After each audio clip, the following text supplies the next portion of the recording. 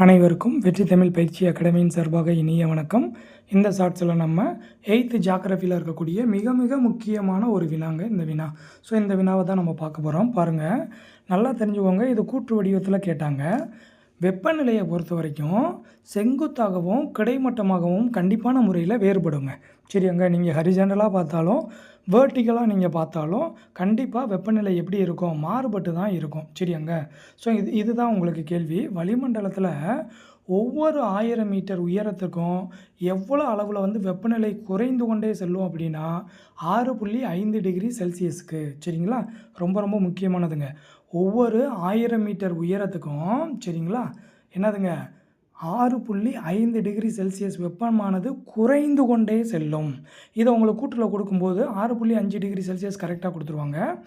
அதிகரித்து கொண்டே செல்லும் அப்படின்னு கொடுப்பாங்க. அது தப்புங்க. சரியாங்க. அப்போ நீங்கள் ஞாபகம் வச்சுக்கோங்க.